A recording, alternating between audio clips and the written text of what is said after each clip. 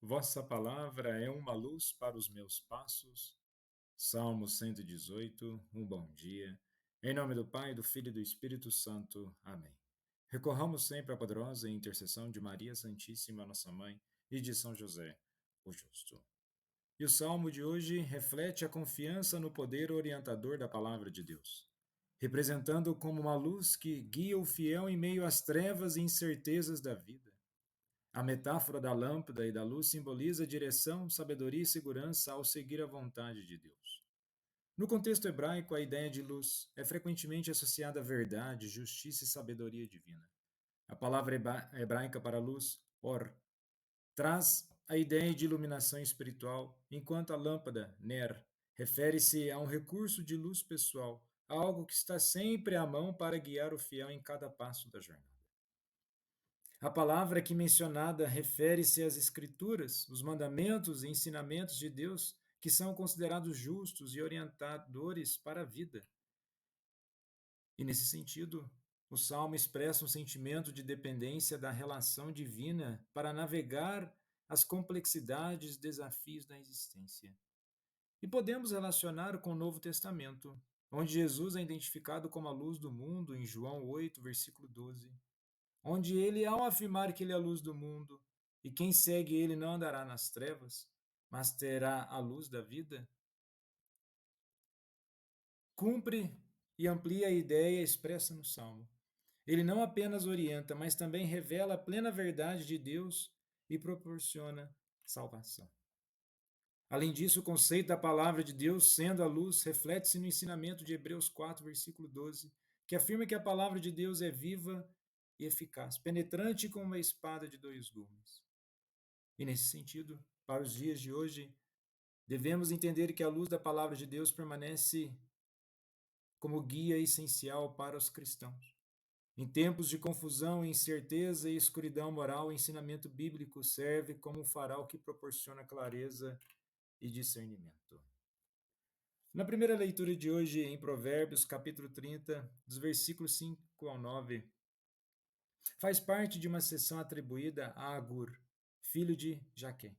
E esse trecho aborda tanto a confiabilidade da palavra de Deus quanto uma oração por moderação e dependência divina.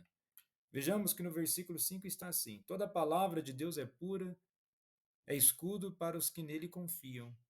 Aqui Agur afirma que a palavra de Deus é verdadeira e digna de confiança. Vejamos, muitas vezes, o mau uso da palavra de Deus, ou interpretada de forma incorreta, dá a sensação de que ou Deus ou a sua palavra não merecem confiança. Por isso, é preciso sempre o discernimento de buscar a palavra de Deus com iluminação e sabedoria divina, para que de fato seja interpretada e vivenciada numa prática de um cristianismo verdadeiro. E aqui temos no texto que a palavra de Deus é pura e protetora. O termo hebraico para pura, tisaruf, é usado no sentido de algo que foi refinado, como ouro. Isso sugere que a palavra de Deus passou por um teste rigoroso e é completamente confiável. A imagem do escudo representa a proteção divina que é eficaz quando nos submetemos à verdade divina e não a distorcemos. E vejamos, não podemos distorcer a palavra de Deus utilizando-a para uma conveniência particular ou para algo que vai nos beneficiar. E nesse sentido, a palavra de Deus também nos chama à humildade diante de Deus. E no evangelho de hoje, em Lucas 9, dos versículos 1 ao 6, Jesus reúne os 12 discípulos e lhes confere poder e autoridade para expulsar demônios e curar doenças. Interessante aqui analisar os termos, onde em grego a palavra poder, dynamis, refere-se à capacidade de realizar milagres, enquanto a autoridade, euxia, indica o direito de usar esse poder. E esta combinação implica que Jesus concede aos seus discípulos não apenas a capacidade, mas também o direito divino de realizar milagres e proclamar o reino. E nesse sentido, o que devemos ter nessa busca de milagres, de realizar milagres, de ser a presença de Deus no mundo, é a confiança e dependência de Deus e sua palavra. Assim como os discípulos foram chamados a confiar totalmente em Deus para suas necessidades durante a missão, nós, nos dias de hoje, somos desafiados a depender menos de recursos materiais e mais da providência divina. Em um mundo que valoriza o acúmulo e a autossuficiência, esse texto nos lembra da importância de confiar que Deus suprirá todas as nossas necessidades, especialmente quando nos dedicamos ao seu serviço.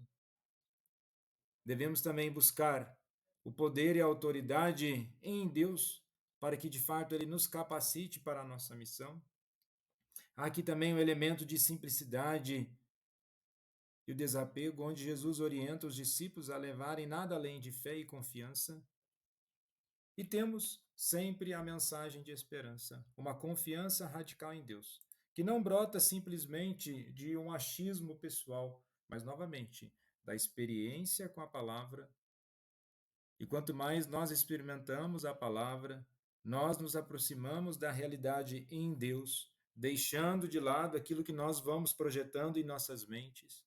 Muitas vezes corre-se o risco de estarmos experimentando um Deus mental, onde nós configuramos ele conforme as nossas necessidades, mas basta olharmos para o texto bíblico e buscarmos verdadeiramente uma comunhão com Deus da vida, que se experimenta em vida na nossa história, nos liberta e nos preenche sempre da graça para que possamos nos converter pelo Espírito Santo. Amém. Jesus, manso e humilde de coração, fazei o nosso coração semelhante ao vosso.